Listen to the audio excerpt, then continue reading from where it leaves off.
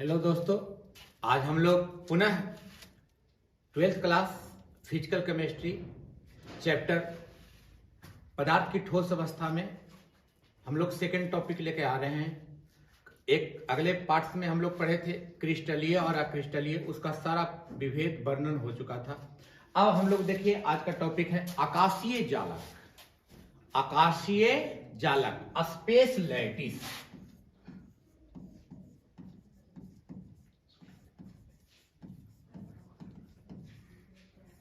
Space lattice आकाशीय जालक, इसी का दूसरा नाम है त्रिविमीय जालक। आकाशीय जालक कहिए चाहे त्रिविमीय जालक कहिए, तो कहता है कि आकाशीय जालक कहते किसको है? तो बिंदुओं का वह प्रतिरूप जो क्रिस्टल में कणों की व्यवस्था को प्रदर्शित करता है।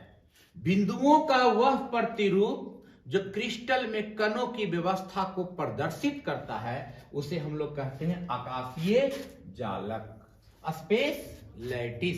या कहता है कि कई इकाई सेल को, या दूसरे रूप में हम लोग कैसे लिख सकते हैं?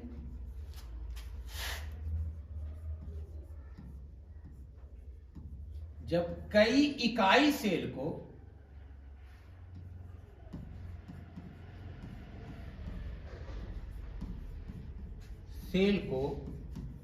आपस में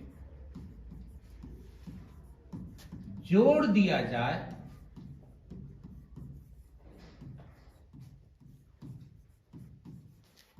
तो एक जाल जैसी संरचना का निर्माण हो जाता है। जाल जैसी संरचना का निर्माण होता है।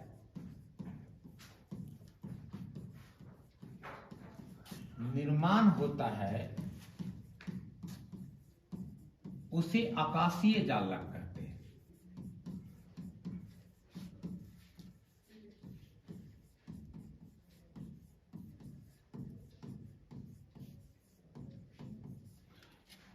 बिंदुओं का वह प्रतिरूप जो क्रिस्टल में कणों की व्यवस्था को प्रदर्शित करता है, उसे हम लोग आकाशीय जालक कहते हैं। या इसी को दूसरे रूप में कह सकते हैं कि जब कई इकाई सेल को, एकक कोष्ठिका, आपको एनसीईआरटी की किताब में इकाई सेल को, यूनिट सेल को एकक कोष्ठिका कहेगा। तो जब कई इकाई सेल को आपस में जोड़ दिया जाए तो एक नेटवर्क संरचना का निर्माण होता है, उसे आकाशीय जालक कहते हैं, स्पेस लैटिस कहते हैं, त्रिविमीय जालक कहते हैं। अब जैसे देखिए आकाशीय जालक,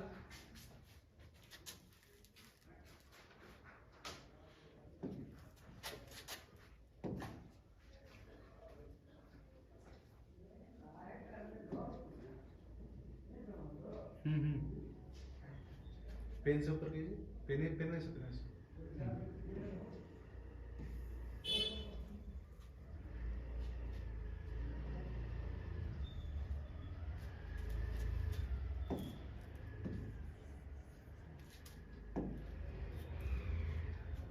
फिगर में हम लोग आकाशीय जालक का समझ लें।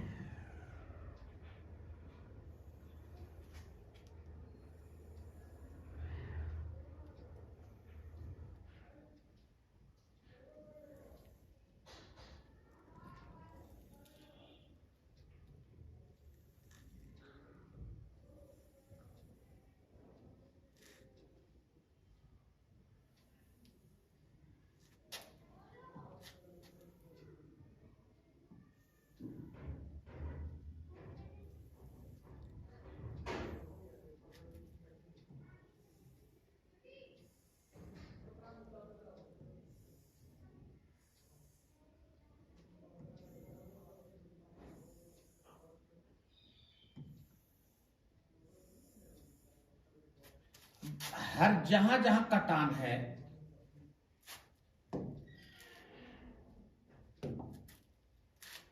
ब्लैक नहीं, दूसरा रंग।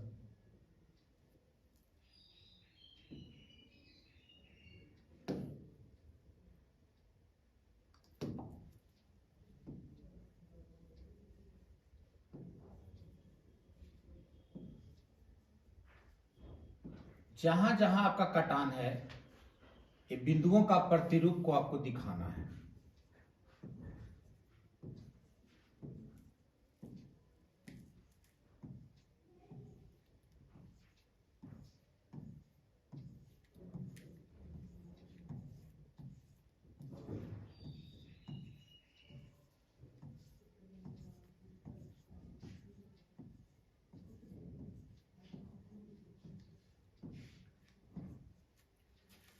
बिंदुओं का वह प्रतिरूप जिसके बार बार पुनरावृत्ति होने से एक जाल जैसी संरचना का निर्माण होता है, उसे हम लोग कहते हैं आकाशीय जालक। अब इसी बिंदु को हम लोग कहते हैं जालक बिंदु।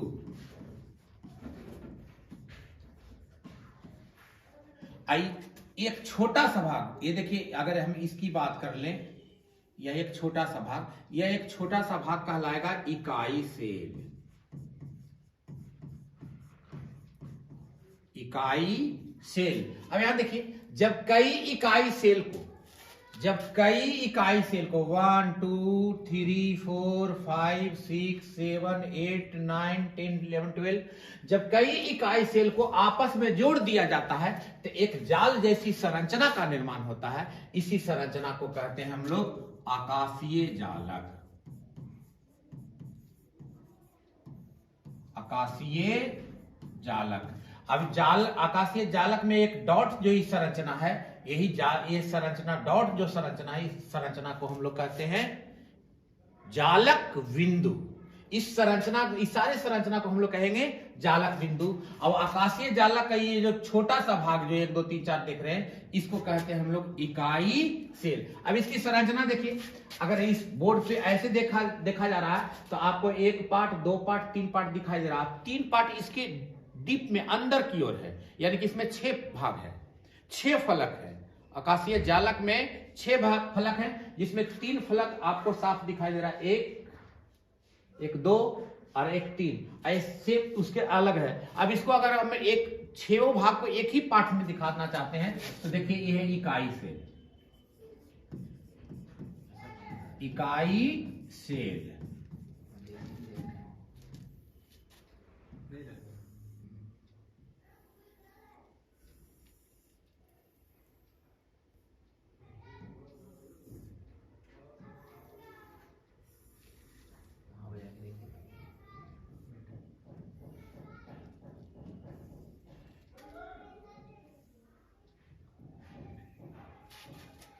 अभी देखिए, यह एक घन है, अभी इकाई सेल नहीं बना है। जब तक इसके किसी न किसी स्पेस पे जालक बिंदु जब तक नहीं पड़ेगा, ये कोना में अगर हम जालक बिंदु दे देते हैं,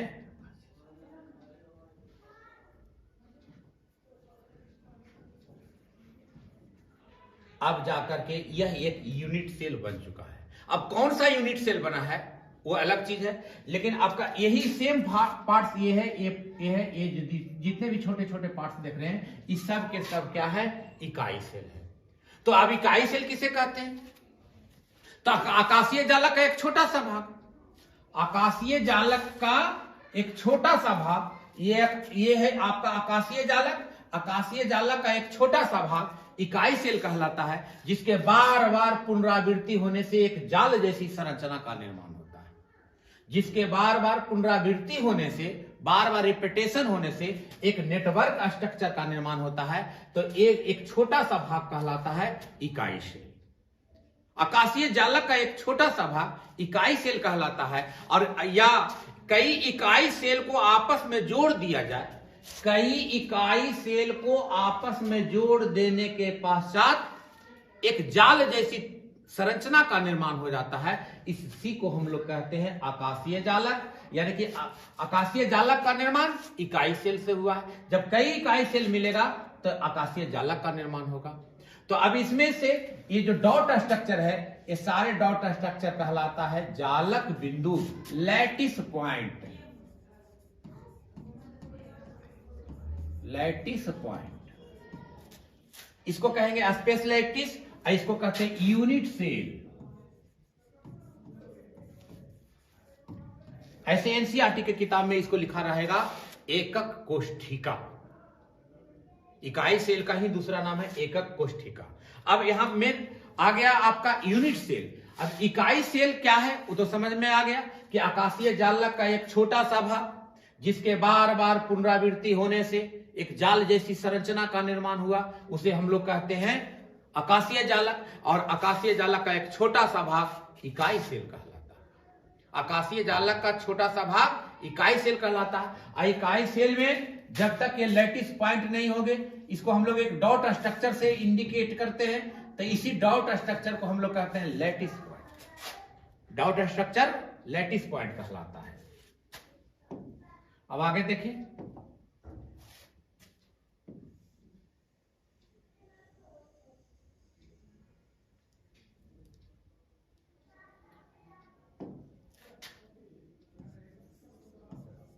इकाई सेल के प्रकार।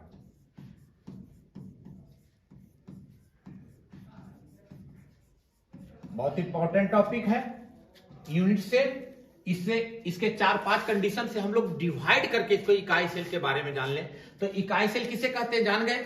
अब इकाई सेल कितने प्रकार के होते हैं, तो इकाई सेल मेनली आपको 11-12 क्लास में 3 ही पढ़ना है, लेकिन इकाई सेल यहां 5 है। पांचों को हम लोग डिस्कस करेंगे। पहला है सरल सेल। सरल सेल, इसी का दूसरा नाम है मूल सेल, यानी प्रिमिटिव सेल, सरल इकाई सेल। तो इकाई सेल कई प्रकार के। पहला है सरल इकाई सेल। तो सरल इकाई सेल किसे कहते हैं या मूल सेल किसे कहते हैं, तो सरल इकाई सेल कहता है कि जब लैटिस पॉइंट, वैसे इकाई सेल जब लैटिस पॉइंट आपके कोने पर इंडिकेट हो, यानी कि कोने पर इंगित होगा, तो वह कहलाएगा सरल इकाई सेल। अब देखिए ध्यान से, जब जालक बिंदु सिर्फ कोने पर हो,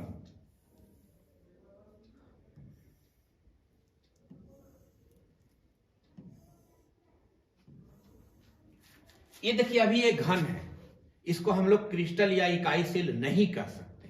अभी ये किस रूप में है, घन के रूप में है। अब आप जानते हैं कि घन में 6 कोना होता है। घन में 6 कोण है, एकदम कंफर्म याद रख लीजिए कि एक घन में 6 कोण होता है। एक घन में एक घन में 8 कोण होता है। एक घन में 8 कोण होता है। एक घन में 6 फलक होते हैं। याद रखेंगे कि एक घन में 8 कोण होते हैं, एक घन में 6 फलक होते हैं, एक घन में 12 किनारे होते हैं, और इसमें केंद्र की संख्या 1 होती है। ये 4 कंडीशन है। 4 कंडीशन समझ में आ जाएगा, इकाई सेल समझ में आ जाएगा कि एक घन में 8 कोण होते हैं, एक घन में 6 फलक होते हैं, एक घन में 12 किनारे होते हैं, और एक घन में 1 केंद्र होते हैं। अब कहता है कि सरल इकाई सेल किसको कहते हैं, तो जब जालक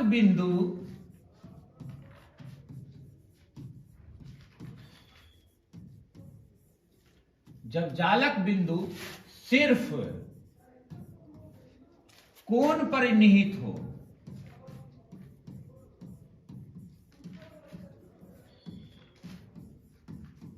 उसे SCC कहते हैं।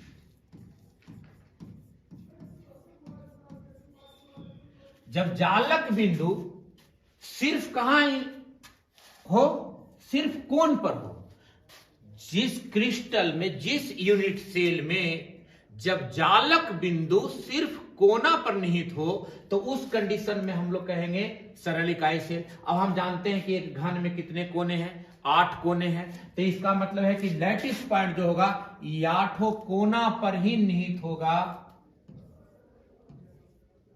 8 कोण पर ही निहित है। तो अब ये कहलाता है सरल इकाई सेल। यानी कि सरल इकाई सेल में जालक बिंदुओं की संख्या,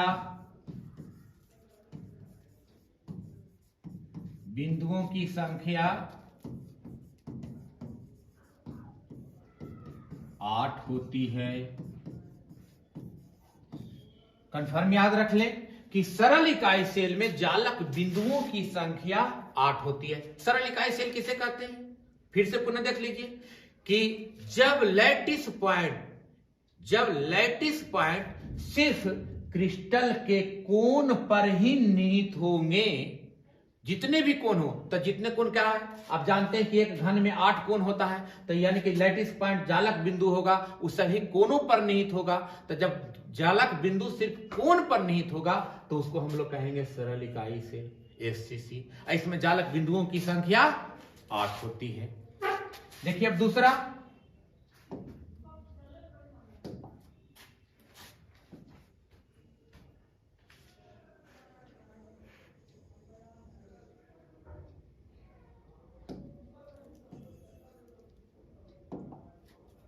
कलम से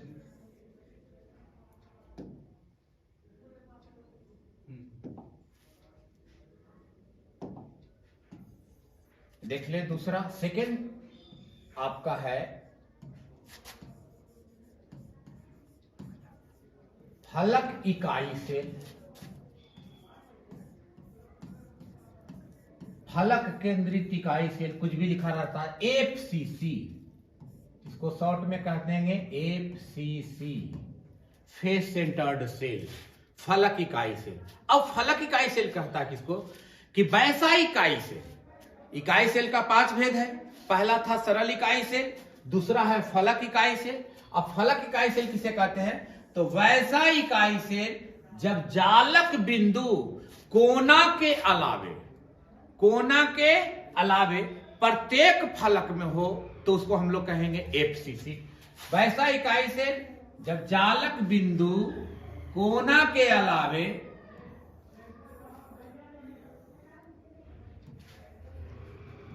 वैसा इकाई सेल जब जालक बिंदु कोना के अलावे, तो हम जानते हैं कि एक घन में 8 कोण होते हैं, एक घन में 6 फलक होते हैं, तो जालक बिंदु कहां होना चाहिए?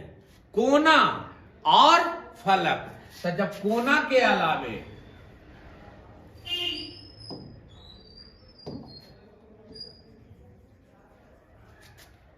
कोण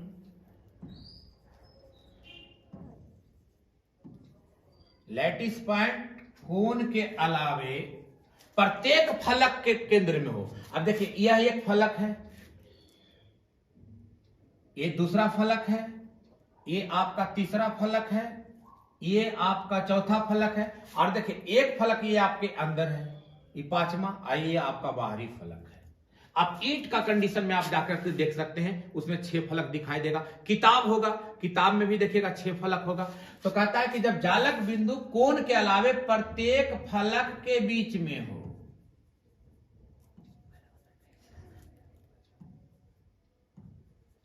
एक पिछला और एक आगे की ओर, देखिए यानी कि फलक इकाई सेल किसे कहेंगे? जब जालक बिंदु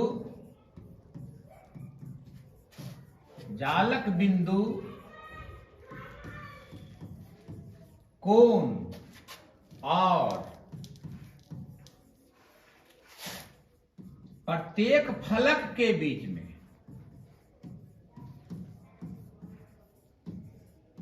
में हो उसे एफसीसी कहते हैं। अब बताइए इसका मतलब है कि जालक बिंदुओं का संबंध यहां 2 कंडीशन से है। अब इसका रिलेशन जो है, बिंदु का डॉट का रिलेशन है किसका? डॉट का। वो 2 कंडीशन पर निर्भर कर रहा है, एक है आपका एंगल पर और एक है आपका फेस पर। तो अब बताइए एंगल है कितना? 8, अब फेस में है कितना? 6, यानी कि टोटल डॉट स्ट्रक्चर कितना है? डॉट लैटिस पॉइंट कितना है? 14, यानी कि एफसीसी में जालक बिंदुओं की संख्या 14 होती है। एससीसी में जालक बिंदुओं की संख्या 8 होती है, एफसीसी में जालक बिंदुओं की संख्या 14 होती है। और 14 कैसे होती है? तो 8 कोण पर और 6 फलक में, यानी कि एफसीसी का रिलेशन, डॉट का रिलेशन 2 कंडीशन से है, एक एंगल पर डिपेंड है और एक फेस पर है। तो एंगल की संख्या, एंगल पर 8 डॉट होगा और फेस पर 6 डॉट होगा, यानी कि 8 है 6 14। टोटल डॉट की संख्या कितनी होगी? 14। सेकंड था, ये था आपका एफसीसी। पहला था एससीसी। एससीसी में टोटल जालक बिंदुओं की संख्या 8, क्योंकि ओनली फॉर वो डिपेंड कहां रहेगा? एंगल पर, कोण पर ही निहित होगा। तो उसकी संख्या होती थी 8 डॉट का, और इसमें टोटल संख्या होती थी 14। लेकिन 14 का दो कंडीशन, कैसे कैसे? 8 कहां? एंगल, और 6 कहां? फेस पे। 8 6 14। अब देखिए हम लोग तीसरा चले।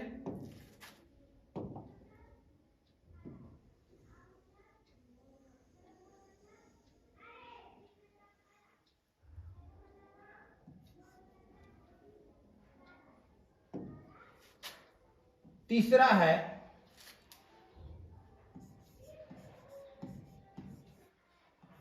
पिंड केंद्रित इकाई सेल। इसको हम लोग कहते हैं बीसीसी।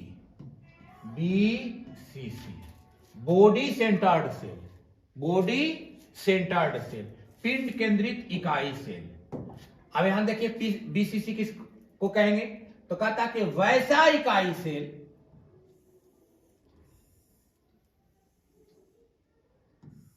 जिसमें जालक बिंदु कोना के अलावे, वैसा इकाई सेल जिसमें जालक बिंदु कोण के अलावे केंद्र में निहित होता है, उसे हम लोग कहते हैं BCC, body centred cell. BCC, body centred cell.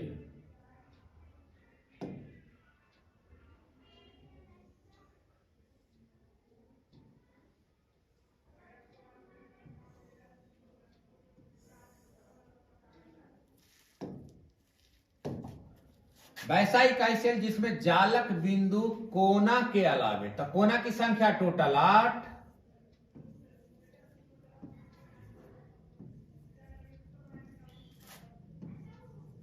और एक केंद्र में होता है। कोना के अलावे केंद्र में होता है। तो जब जालक बिंदु कोना के अलावे अगर केंद्र में निहित हो जाए तो याद रखिए कि वह कहलाएगा बॉडी सेंटर्ड सेल। जालक बिंदु कहां कहां है?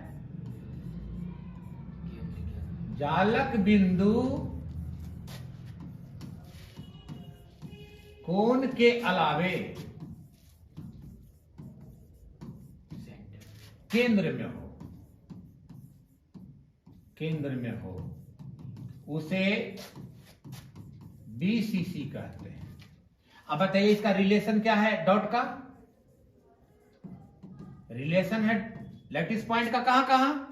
तो लैटिस पॉइंट का रिलेशन हो गया, पहला हो गया एंगल और दूसरा हो गया सेंटर।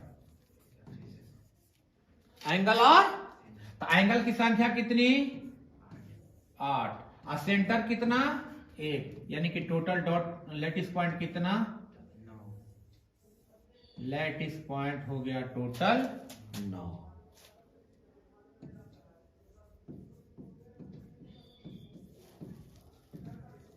लैटिस पॉइंट किस संरचना के लिए? किस इकाई सेल के लिए? पिंड केंद्रित इकाई सेल के लिए।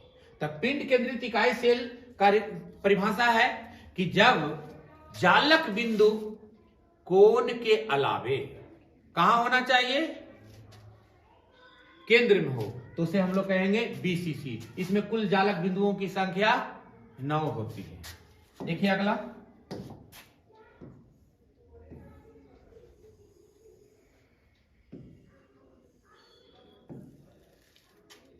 फोर्थ,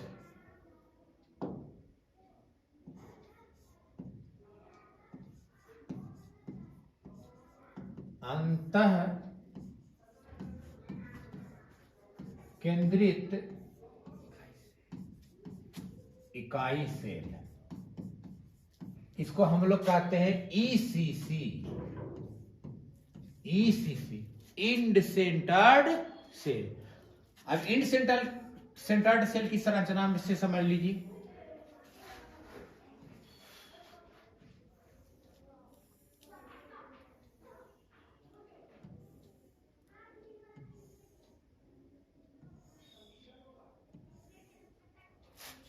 ये आपका घन है, अभी इसको इकाई सेल नहीं कर सकते जब तक लैटिस पॉइंट निहित नहीं होगा, जालक बिंदु निहित नहीं होगा, तब तक वह इकाई सेल नहीं कहलाएगा। अब कहता है ईसीसी किसको कहते हैं, तो जब जालक बिंदु कोण के अलावे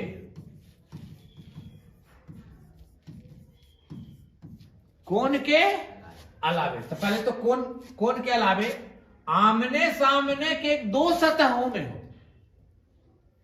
आमने सामने के दो सतहों में, आमने सामने के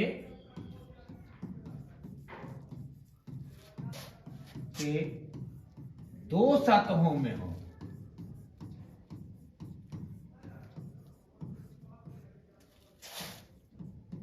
उसे ईसीसी कहते हैं। अब देखिए जालक बिंदु कहां होना चाहिए,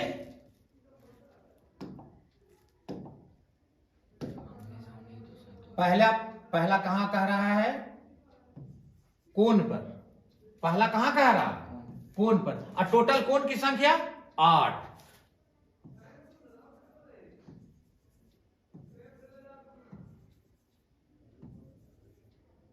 कोण पर, और उसके बाद कहता है कि आमने सामने की सतह, अगर इस सतह की बात करेंगे तो यहां से तुलना करना, अगर इसकी बात करेंगे तो यहां से तुलना करेंगे, अगर ये पिछला सतह की बात करेंगे तो इसके अगला सतह के ही सेंटर में होना चाहिए।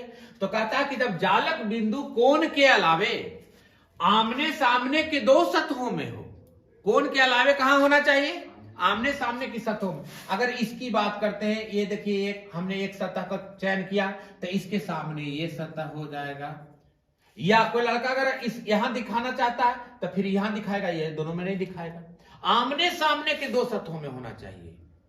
तो उसे हमें लोग कहते हैं अंतः केंद्रित इकाई से। अब बताइए कि इसका रिलेशन डॉट का रिलेशन कहां कहां होगा, लैटिस पॉइंट का रिलेशन कहां है,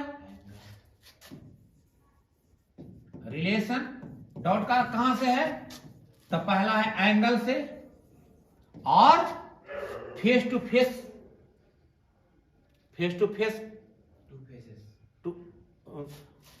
आमने सामने के टू फेसेस, आमने सामने के फेसेस,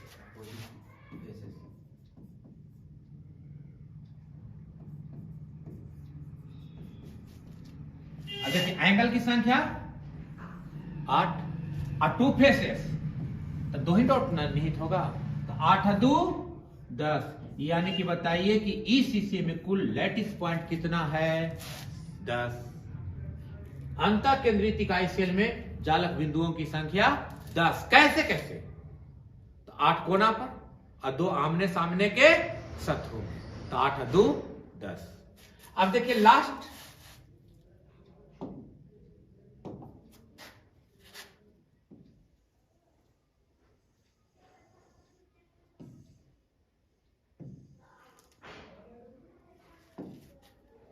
फिफ्थ, किनारा केंद्रित इकाई से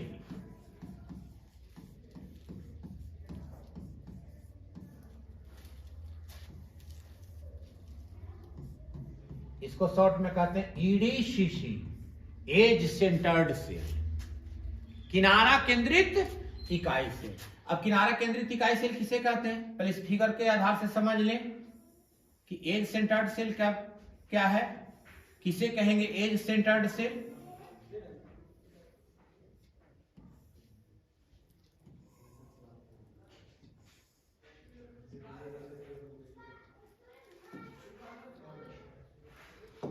अब कहता है कि जब जालक बिंदु लैटिस पॉइंट कोने के अलावे, जब जालक बिंदु कोना के अलावे प्रत्येक किनारे के बीच में हो, जालक बिंदु कोना के अलावे प्रत्येक किनारा के बीच में हो। अब आप जानते हो कि एक घन में किनारों की संख्या कितनी होती है, 12 होती है, कोना की संख्या 8 होती है, फलक की संख्या 6 होती है और केंद्र की संख्या 1 ही होती है। केंद्र तो एक ही होगा ही। अब कोना के अलावे प्रत्येक किनारे के बीच में हो।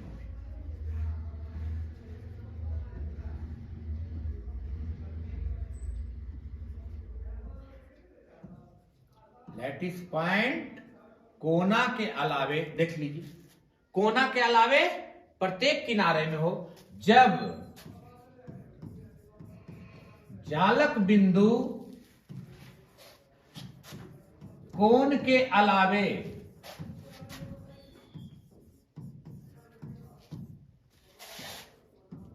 प्रत्येक किनारे के बीच में हो,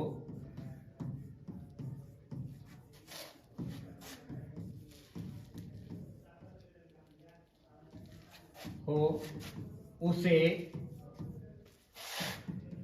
ईडीसीसी कहते हैं। अब बता दीजिए इसमें कुल जालक बिंदुओं की संख्या कितनी है?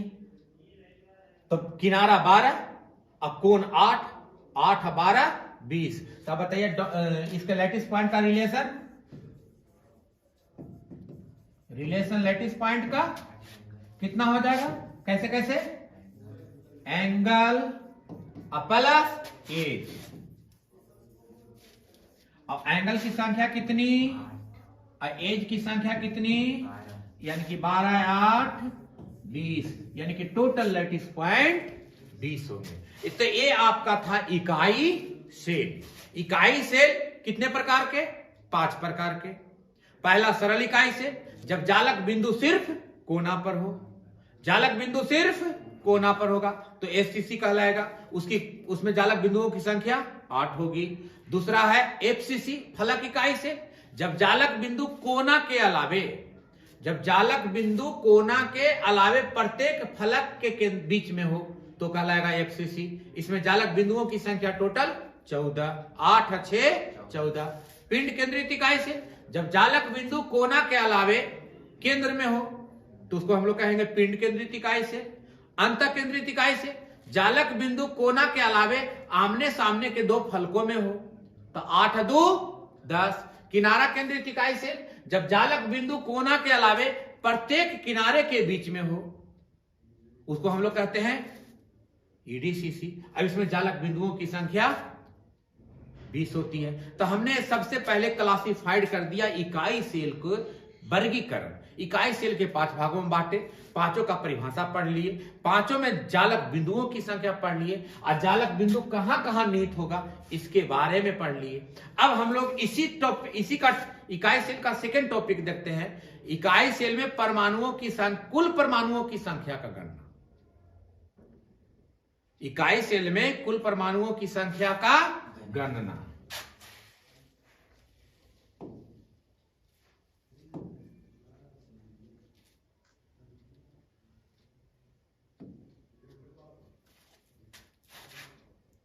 अब सेकंड टॉपिक हम लोग चलेंगे। इकाई सेल में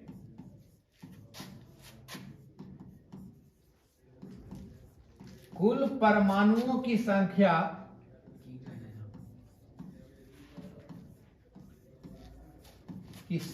का गणना। अब फिर पुनः पांचों को लौट आएंगे एक एक करके, एससीसी, बीसीसी, एफसीसी, ईडीसीसी और ईसीसी। तो परमाणुओं की संख्या का गणना करने से पहले आप जान लीजिए कि देखिए जालक बिंदु कहां कहां हो सकता है। जालक बिंदु पहला है कोना पर। जालक बिंदु कहां हो सकता है? कोण पर। दूसरा फलक में। तीसरा केंद्र पर। और चौथा है किनारा पर।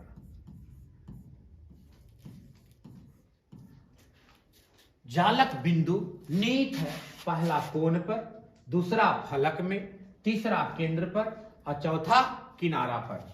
अब देख लीजिए इसका अच्छी तरह से आप गणना कर लें। पर ये मेन पॉइंट है, हम जानते हैं कि कोना की संख्या 8, तो जो कोना पर जो जालक बिंदु होगा चारों तरफ से 8 परमाणुओं से घिरा रहेगा। तो आप याद रखेंगे हमेशा कि एक कोना पर 1/8 परमाणु होते हैं। एक कोना पर कितना परमाणु? 1/8 परमाणु। फलक में एक फलक पर 1/2 परमाणु होते हैं। केंद्र में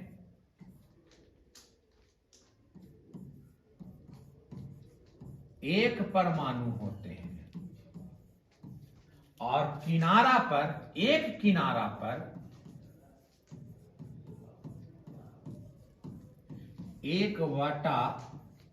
परमाणु होते हैं।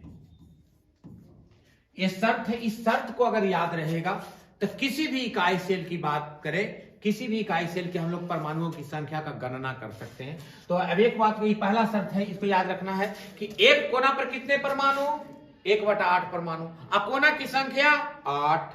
एक कोना पर 1/8 परमाणु, अकोना की संख्या 8। एक फलक में 1/2 परमाणु और टोटल फलक की संख्या 6। एक केंद्र में 1 परमाणु और एक किनारा पर 1/4 परमाणु और टोटल किनारा की संख्या 12। अब इसमें हर इकाई सेल में हम लोग परमाणुओं की संख्या का आप आराम से गणना कर ले सकते हैं। कैसे? देखिए, अब इसमें पहला है SCC, सरल इकाई सेल। तो बताइए, सरल इकाई सेल में आपने रिलेशन पढ़ा डॉट का, जालक बिंदु का रिलेशन पढ़ा। तो इसका रिलेशन किससे था SCC में? सिर्फ कोण से, सिर्फ कोण से था। SCC का रिलेशन सिर्फ कहां से था? डॉट जालक बिंदु का रिलेशन सिर्फ कहां से था? SCC में, कोण से। और टोटल कोण कितना? 8। एक कोण पर कितना परमाणु? 1/8 परमाणु। अब तक कुल परमाणुओं की संख्या, कुल परमाणुओं की संख्या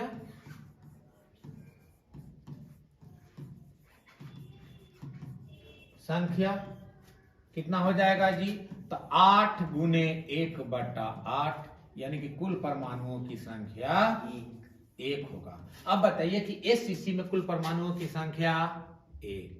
SCC में कुल परमाणुओं की संख्या 1। अब इसी कंडीशन से हम लोग दूसरा आ जाएंगे। देखिए, FCC। अब FCC में डॉट का रिलेशन कहां कहां था? जालक बिंदु का रिलेशन। तो रिलेशन इसका जालक बिंदु का रिलेशन था कोण और फलक, कोण और फलक। तो टोटल कोण कितना? 8। तो 8 गुने 1/8 और जो टोटल फलक कितना? 6। तो 6 गुने 1/2। अभी कट जाएगा तो बताइए ये कितना हो जाएगा? 1। आई कितना हो जाएगा? 3। यानी कि कुल परमाणुओं की संख्या 4। FCC में कुल परमाणुओं की संख्या 4। SCC में कुल परमाणुओं की संख्या 1। अब तीसरा कौन है बाबू? थर्ड है आपका BCC, बॉडी सेंटर्ड सेल। कौन? Body centred cell. तो बताइए डॉट का रिलेशन कहां से किसे किसे है? जालक बिंदु का रिलेशन किससे किससे है? BCC में। तो रिलेशन है कोण प्लस केंद्र। कोण प्लस, तो कोण की संख्या गुने अजोड़ 1 गुने 1, ये हो जाएगा 1 + 1, यानी कि टोटल कितना? 2। अब बता दो कि कुल परमाणुओं की जो संख्या है, गणना करना था, तो कुल परमाणुओं की संख्या BCC में कितना? 2। FCC में कितना? SCC में कितना?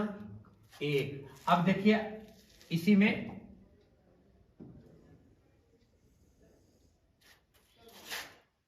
फोर्थ कौन है? ECC, end centred cell. तो बताइए कि डॉट लैटिस पॉइंट का संबंध जालक बिंदु का रिलेशन किससे किससे है ECC में? रिलेशन तो है एंगल से, और F to F, face to face, face to face से नहीं रिलेशन है, F। आप बताइए एंगल की संख्या 8 अगुने 1/8। अब कितना फेस है? आमने सामने के 2 ही फेस ना कह रहा है, तो 2 × 1/2 यानी कहने का हो गया 1 प्लस 1, यानी कि कुल परमाणुओं की संख्या 2 होती है। किस सीसी में? ECC में। अब लास्ट बच गया है आपका 5th EDCC। 5th है EDCC। किनारा केंद्रित इकाई सेल। तो बताइए किनारा केंद्रित इकाई सेल में जालक बिंदुओं का रिलेशन कहां कहां है? एंगल और एज पर, कोण और किनारा पर। अब देखिए इसका रिलेशन है कोण प्लस किनारा। कोण की संख्या 8 इंटू प्लस 12 इंटू 1/4। 1/4 देखिए लिखा हुआ है 1/4। देख लीजिए एक किनारा पर 1/4 परमाणु, कोण पर, फलक में, केंद्र में। अब इसी कंडीशन से तो सारे आगे निकलते जा रहे हैं।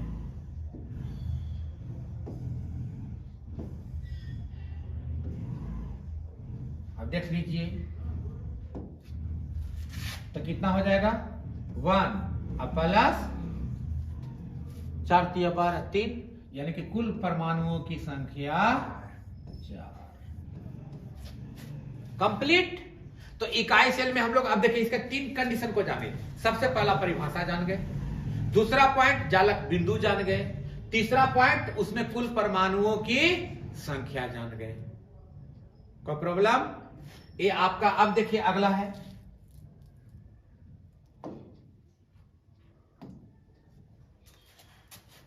तीसरा पॉइंट आ जाइए, इकाई सेल का है। अब कहता है इकाई सेल में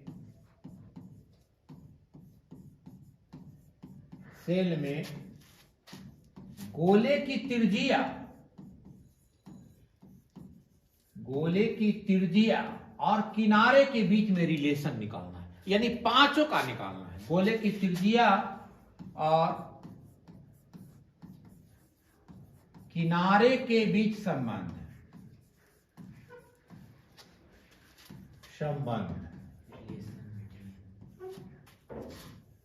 इकाई सेल में गोले की त्रिज्या और किनारे के बीच संबंध। अब देखिए हमको पांचों को एक का करके लेकर चलना।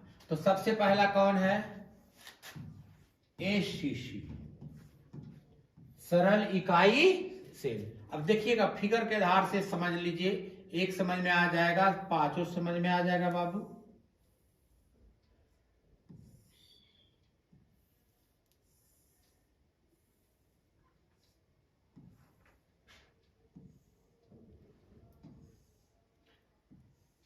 ACC कब कहलाएगा? जब लैटिस पॉइंट कहां होगा? लैटिस पॉइंट कहां होगा?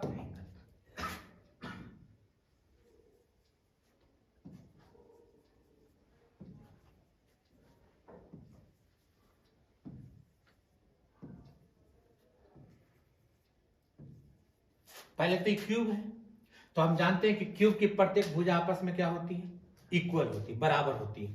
तो जितनी दूरी ये जितना लंबाई ये है उतना ही लंबाई ये है, इतना ही लंबाई ये है, इतना ही लंबाई ये है। तो किसी एक किनारे पर हम लोग वर्णन कर लें, चाहे इस पे वर्णन कर लें, चाहे इस पे वर्णन करें, चाहे इस पे वर्णन करें। तो मान लें कि घन के किनारे की लंबाई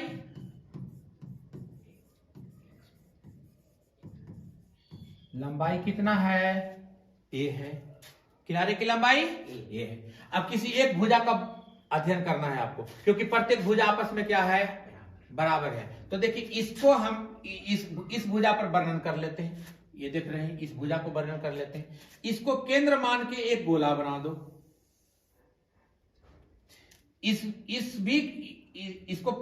इस लैटिस पॉइंट को केंद्र मान के यहां से भी क्या कर दे, गोला बना दे। अच्छा बताइए गोले के लिए ये क्या कहलाएगा, आर त्रिज्या। और इधर से ये गोले के लिए क्या कहलाएगा, त्रिज्या। और यहां से यहां तक टोटल दूरी कितनी है, ये है। दूरी कितना है, तो मान ले कि घन के किनारे की लंबाई ए है, गोले की त्रिज्या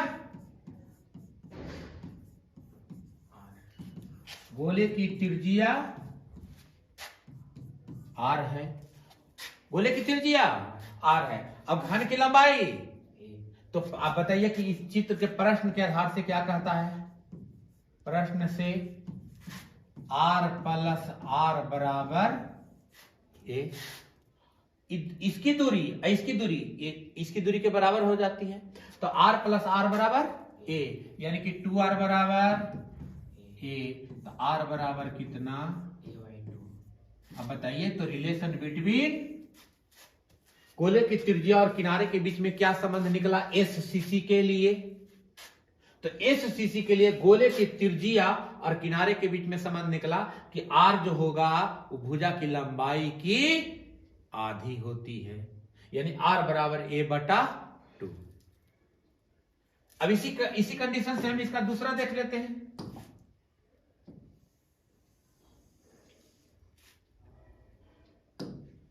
सेकंड है एफसीसी, गोले की त्रिज्या और किनारे के बीच में संबंध। एफसीसी के लिए देखें,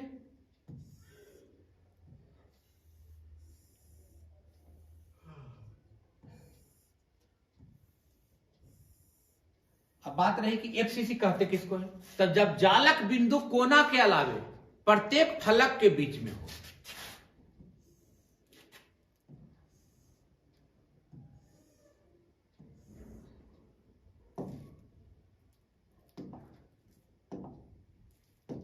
कोना के अलावे, पहले तो कोना पर इंडिकेट करेंगे। अब कोना की संख्या होती है टोटल 8। कोना के अलावे प्रत्येक फलक के बीच में हो। अब देखिए फलक यही है, यहां है, यहां है, यहां है, यहां है और यहां है। तो किसी, अब बताइए ये भुजा की लंबाई तो सब बराबर है, तो किसी इस फलक पे वर्णन कर ले, इस पे वर्णन करें, इस पे वर्णन करें, इस पे वर्णन, किसी एक फलक पर वर्णन कर लिए, सबका वैल्यू क्या आएगा, बराबर आएगा। तो हम ऊपर वाला ही पर इसका वर्णन कर लेते हैं। देखिए इस पर वर्णन कर लेता हूं। अब या तो ऐसे जाइए या तो ऐसे जाइए। इसको केंद्र मान करके आप एक गोला बना दें, इस डॉट को केंद्र मान करके गोला बना दें, इसको केंद्र मान करके गोला बना दें। अब यहां से इसको हम लोग डॉट डॉट करके मिला देते हैं। एक फलक की वर्णन हो गया।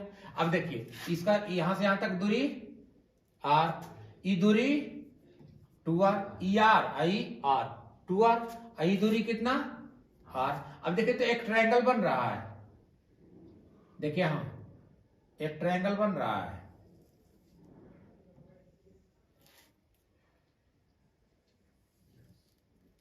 बन रहा है। अब इसमें से ई भुजा हमको मालूम है, ई भुजा की लंबाई कितना है, ए है। यहां से ई भुजा की लंबाई कितना है, ए है। तो देखिए इसको त्रिभुज मान लेते हैं, ए बी और ई सी, ए बी सी। तो मान ले कि भुजा की लंबाई, किकर भुजा की लंबाई, घन के भुजा की लंबाई कितना है, लंबाई बराबर a है, और गोले की त्रिज्या, गोले की त्रिज्या बराबर r है। तो एक त्रिभुज ट्रायंगल बन रहा है, देख लीजिए ट्रायंगल कौन, ABC। तो ABC में बताइए कि AC बराबर, मैथ का सूत्र, तो AC बराबर अंडर रूट AB के स्क्वायर प्लस BC के स्क्वायर। तो AB की दूरी A स्क्वायर और प्लस कितना, BC की दूरी A स्क्वायर, दोनों की दूरी A है, तो इसको हल कर लेंगे कितना हो जाएगा, 2A स्क्वायर, यानी कि AC बराबर कितना आ जाएगा, रूट 2A। अब बताइए टोटल यहां से यहां तक की दूरी निकल गया तुम्हारा, ये टोटल दूरी निकल गया कितना, रूट 2A। अब देखिए बिनो दैट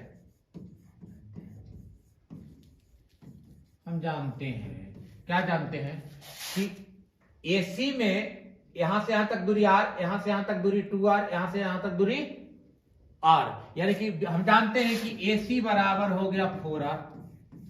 कुल दूरी कितना है, कुल दूरी 4r, AC बराबर कितना, रूट 2A, और AC बराबर कितना, 4r, यानी कि हम कह सकते हैं कि 4r बराबर कितना, रूट 2A।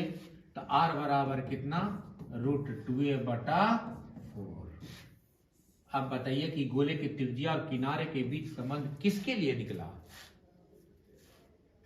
FCC के लिए। तो FCC में गोले की त्रिज्या और किनारे के बीच का रिलेशन r बराबर रूट 2A बटा 4, रूट 2A बटा 4। अब देखिए इसको हम लोग थर्ड,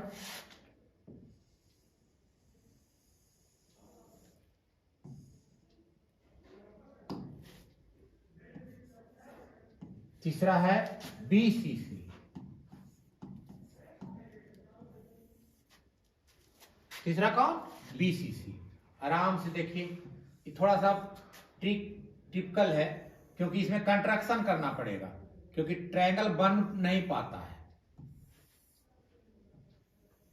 क्योंकि जो बीच पिंड केंद्र में है वह किसी त्रिभुज का निर्माण नहीं कर पाता है। अब जालक बिंदु कहां होना चाहिए, कोना पर, और कहां होना चाहिए, केंद्र में। BCC में जालक बिंदु कहां होना चाहिए, कोना पर और केंद्र में। देखिए यही केंद्र में है। अब देखो ये पार्ट ये है आपका पीछे का, अब देखना ये पार्ट है आपका पीछे का और ये पार्ट है आपका आगे का। तो अगर आप ये बीच में, इसके बीच ये है आपका पिछला भाग, ये है आपका अगला भाग, ये है आपका पिछला भाग, ये है आपका अगला भाग। इसके ये केंद्र है, यहाँ केंद्र इस प्रकार का है, इसके बीच का है। ऐसे फिगर के ध्यान से देखिए, ऐसे दिखाई दे रहा है, ये है ये पिछला भाग, ये है आपका अगला भाग, इसके सेंटर पॉइंट यहाँ है। तो अब इस कंडीशन में अगर इसके हम अगला लेके चलते हैं तो आपको टच कराना होगा पिछला का इससे, अगर इसको लेके चलते हैं तो टच कराना पड़ेगा इससे, अगर इसका अगला लेके चलते हैं तो उस भाग का ये इससे टच होना है। अब इसको केंद्र मान के आप क्या करते हैं, देख लीजिए कि इसको केंद्र मान के एक गोला बना दो, इसको भी केंद्र मान करके एक गोला बना दो, इसको भी केंद्र मान के एक गोला बना दो। अब यहां से हम लोग इसको मिला देते हैं, सेम नहीं बन पाएगा, इसमें ट्रायंगल नहीं बन पाता है। ये हो गया कितना r, ये हो गया 2r, ये हो गया क्या r। अब इसमें हमको कंट्रैक्शन रचना करना पड़ेगा। देखिए ये भुजा की दूरी मालूम है हमको, कितना है, a है।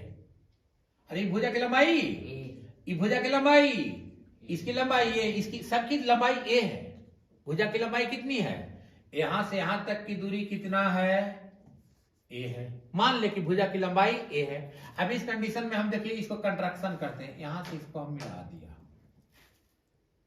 एक रचना किए। अब बताइए तो एक ट्रायंगल बन गया ई, तो इसमें ई भुजा की लंबाई कितना है, ए, ई भुजा की लंबाई ए, ई मालूम है हमको, नहीं है। अब इसको देखिए गणना कर लेते हैं, ये हो गया बी, ये हो गया सी, ये हो गया डी। तो मान लें कि घन के किनारे की लंबाई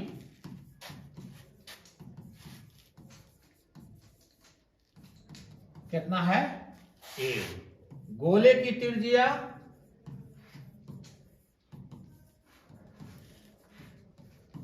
आर है। तो देखिए सबसे पहले हम लोग ट्रायंगल निकालते हैं किससे, ए बी सी से, ए डी सी से, किसे, ए डी सी से। तो ए डी सी में बताइए AC बराबर, AC बराबर हो गया अंडर रूट AD के स्क्वायर प्लस DC का स्क्वायर। AC बराबर AD के स्क्वायर DC का स्क्वायर। तो अब यहां देख लीजिए कि AD बराबर कितना, A स्क्वायर, और DC बराबर भी कितना, A स्क्वायर, यानी कि हो जाएगा टोटल कितना, 2A स्क्वायर, यानी कि AC बराबर निकल गया कितना, रूट 2A। अब देखो ये दूरी हमको मालूम हो गया, रूट 2A। अब जब दूरी मालूम हो गया, ये हमको मालूम है, ये मालूम है ना, C भी मालूम है, कितना A है। तो अब आप बताइए कि A भी नहीं निकल जाएगा। पुनः त्रिभुज किसमें, ए बी सी में।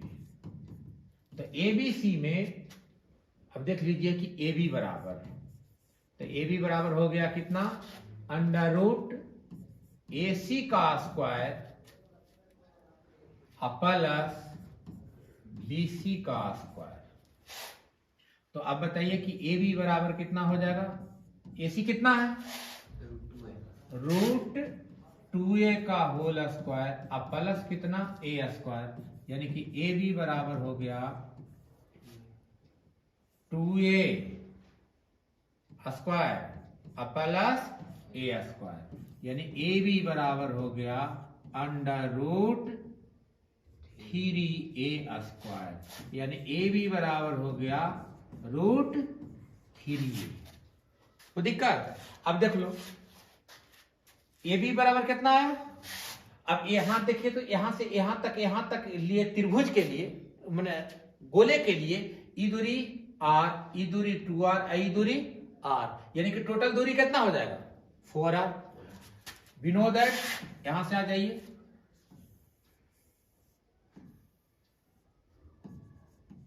वी नो दैट, हम जानते हैं कि ए बी बराबर 4R। आइए देख लीजिए, ए बी बराबर और ए बी बराबर 4R, यानी कि 4R बराबर रूट 3A। तो यानी कि R बराबर रूट 3A बटा 4। कौन सी के लिए हो गया, BCC के लिए। तो BCC में गोले की त्रिज्या और किनारे के बीच में संबंध निकला कि R बराबर रूट 3A बटा 4। कोई दिक्कत। अब एक चीज अब यहां याद रखना है,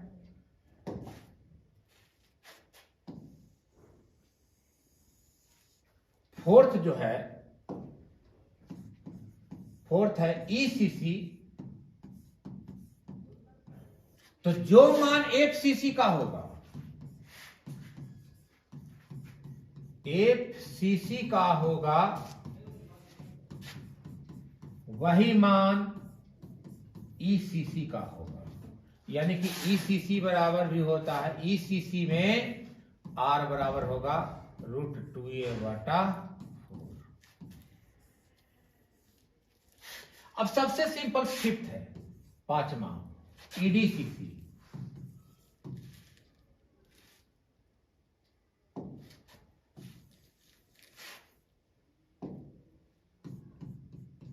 ईडीसीसी देख लीजिए।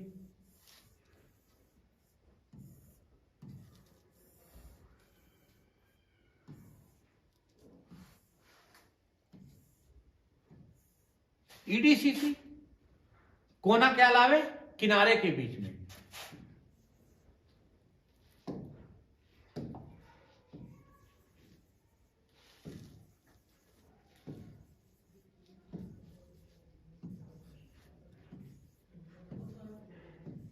अब एक किनारा की बात कर ले, किसी भी किनारा का वर्णन कर ले। अब देखिए इसको केंद्र मान के गोला बना दिया, इसको केंद्र मान के गोला बना दिया, इसको भी केंद्र मान के गोला बना दिया। अब बताइए यहां से यहां तक दूरी ये है, आई गोले के लिए ई टू आर आई आर, यानी कि आप बताइए कि टोटल हो गया 4r बराबर कितना ए, तो r बराबर a बटा 4। यह रिलेशन किसका है? ईडीसीसी का। अब देख लो हम लोगों ने एक एक करके सारा स्टडी कर लिए। अब इस प्रकार आपका पांचों इकाई सेल के गोले की त्रिज्या और किनारे के बीच संबंध जो था, पहला परिभाषा समाप्त हो गया, जालक बिंदु समाप्त हो गया, कुल परमाणुओं की संख्या समाप्त हो गया, और ये लास्ट आपका क्या है? गोले की त्रिज्या और किनारे के बीच संबंध समाप्त हो गया। अब इसी में हम लोग अगले टॉपिक नेक्स्ट वीडियो में देखेंगे, वह है पैकिंग प्रगुणता और वॉइड्स, रिक्तियां और संकुलन क्षमता। तब तक के लिए धन्यवाद। आप लोग लाइक और सब्सक्राइब जरूर करेंगे। Thank you.